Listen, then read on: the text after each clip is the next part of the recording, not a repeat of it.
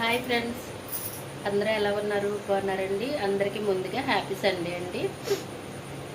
ఏం చేస్తున్నారు? లేచారా? టీ తాగారా? టిఫిన్ చేస్తారా ఫ్రెండ్స్? మరి నేనైతే ఇంకా టీ అయితే తాగేసాను, బ్రష్ చేశాను, ఉల్లిపాయలు అవి కోసుకున్నాను. మామూలుగా ఈరోజు అయితే ప్రేయర్కి వెళ్ళాలండి. కాకపోతే నేను పనికి వెళ్తాను కదా, సెలవు ఉండదు. అందుకనేసి నేనైతే పనికైతే వెళ్ళిపోతాను. నేను ఈరోజు ఏం చేస్తున్నానో మీకు అయితే చూపిస్తాను ఫ్రెండ్స్. మరి ఏం కర్రీ చేస్తున్నాను అనేది, ఓకేనా? ఓకే ఫ్రెండ్స్, మరి చూపిస్తాను, చూడండి. మీరు కూడా ట్రై చేయండి, చాలా బాగుంటుంది, చాలా టేస్టీగా ఉంటుంది కూడా, ఓకేనా? ఇది తెలుసు కదా మీకు, నల్ల వంకాయ అండి. నల్ల వంకాయలు కొద్దిగా 2 కాయలు అయితే తీసుకున్నాను. ఇదేంటో తెలుసా మీకు? కంద అండి, కంద. అది కూడా కొద్దిగా తీసుకున్నాను. ఇగో ఉల్లిపాయలు, 2 పచ్చిమిరపకాయలు అయితే కట్ చేశాను నేను. ఈ కంద, ఈ నల్ల వంకాయ, ఈ ఉల్లిపాయలు వేసి నేను ఏం కర్రీ చేస్తున్నానో చూపిస్తాను మీకు. ఓకే ఫ్రెండ్స్, మరి చూసేద్దాము. ఆయిల్ అయితే పోసుకుందాం. ఇందులో ఆయిల్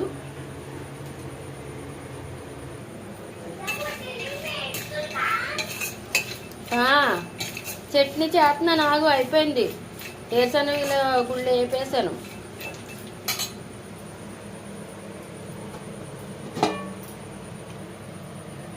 ఇడ్లీ కూడా అయిపోయింది. ఆగు ఒక్క నిమిషం.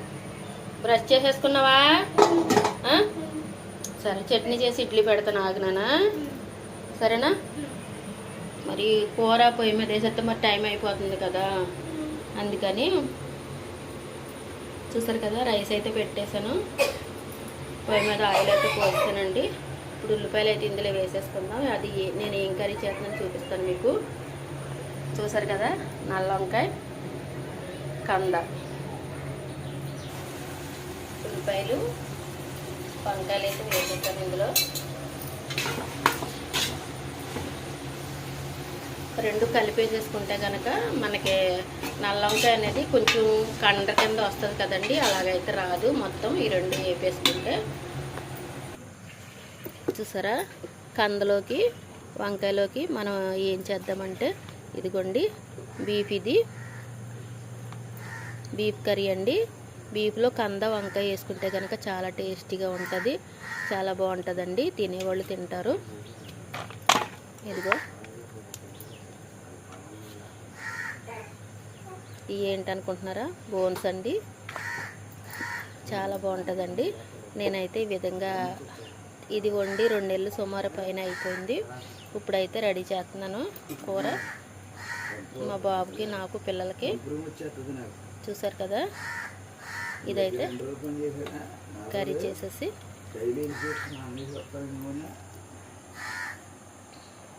చూసారు కదా, బీఫ్ అనమాట. ఓకేనా? బాగుందా? నేనైతే ఈ విధంగా రెడీ చేస్తాను. ఇదైతే మాకండి కర్రీ, కిలో తీసుకున్నాను. పిల్లలకు కూడా, చిన్నపాప అయితే తిందండి. పాపకైతే ఆరోగ్యం బాగాలేదు, బ్లడ్ లేదని చెప్పారు. అందుకని నేను ఏం చేశానంటే కార్జ్యం అయితే తీసుకున్నానండి. చూపిస్తాను అది కూడా మీకు. ఇదిగో చూసారా, ఇదైతే తీసుకున్నాను. ఇది మామూలుగా చిన్నదేనండి, ఒక 100 రూపాయలు అయితే తీసుకున్నాను. ఈ ముక్క 100 రూపాయలంట. ఇదైతే ఫ్రై చేసి పాపకైతే పెడదాం మరి, ఓకేనా?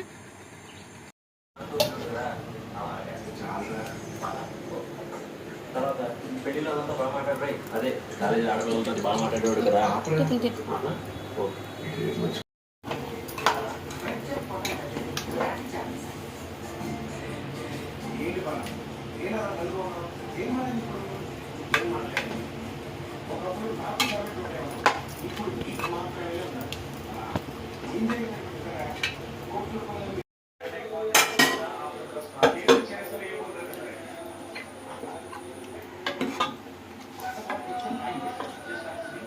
చూసారు కదా, బీఫ్, కంద, 2 వంకాయలు అయితే ఈ విధంగా అయితే గ్రేవీ కర్రీ అయితే రెడీ చేశానండి.